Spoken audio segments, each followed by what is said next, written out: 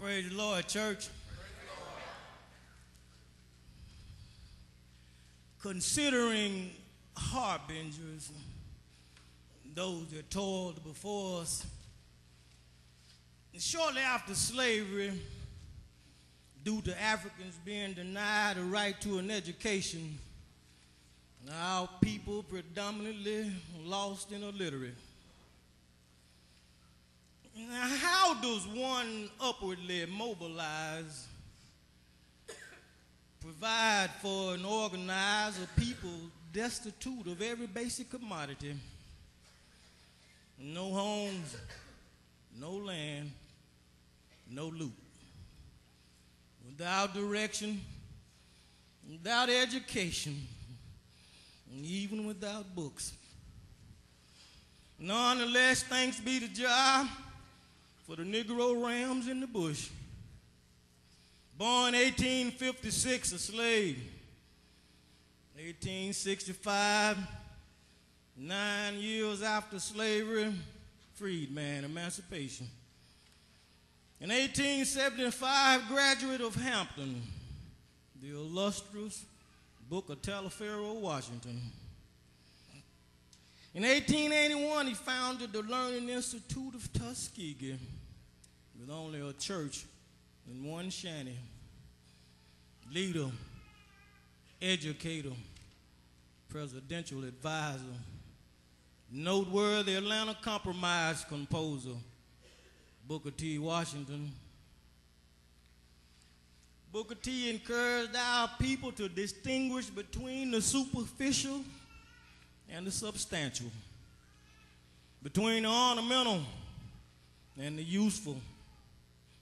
Taught us to take honor and dignity within common labor, for there is indeed as much dignity in plowing a field as penning poetry.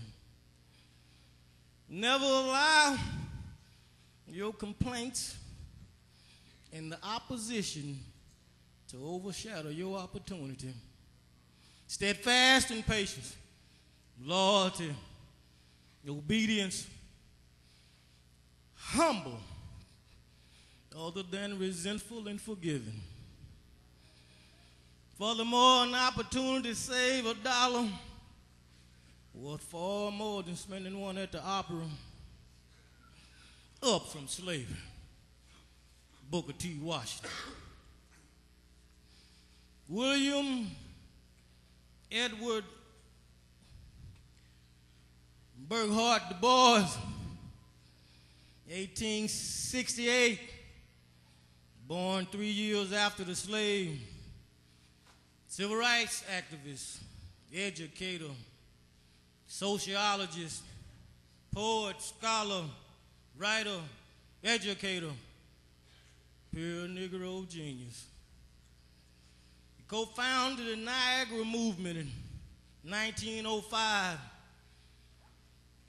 co-founded the National Association for the Advancement of Colored People in 1908, educated in Tennessee, Fisk University, and by Max Weber in Berlin, Germany. In 1895, he was the first Negro to obtain a doctorate from the prestigious Harvard University.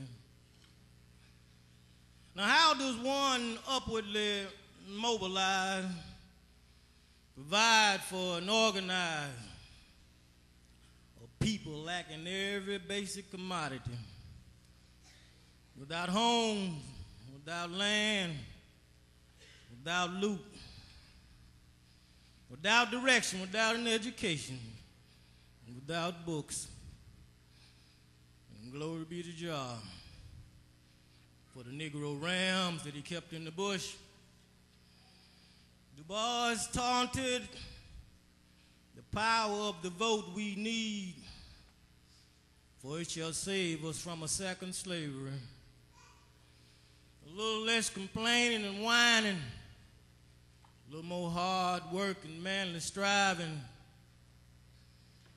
Moreover, all cannot attend college, But some must and can train up a child in the way that he should go, and never confuse artists with artisans. The American Negro must have as yeast a catalyst, must send forth their talented tent unto schools of higher learning, where they are not wearied, distracted with the toil of earning a living. The talented tent, exceptional men and women. W. E. Du Bois further states that the training of a people an intricate matter, a matter for experts, but its object is for the vision of prophets. If we should make money the object of Africans, then we shall develop money makers and not necessarily noteworthy people. If we should make technical training the object of education, then we shall have many artisans, but not necessarily men of stature. Men we shall have only if we make manhood and godliness the object of schools. Intelligence, knowledge of this world and the way it was in this relationship unto us. Upon such foundations as character and righteousness, we shall build breadwinners. We shall create men with nimble mind, skill of hand, middle of depthness,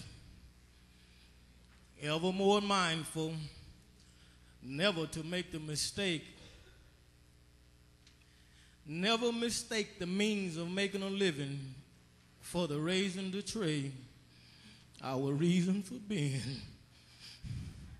Never more mindful, never to mistake the means of making a living for your raising the trade, your reason for living.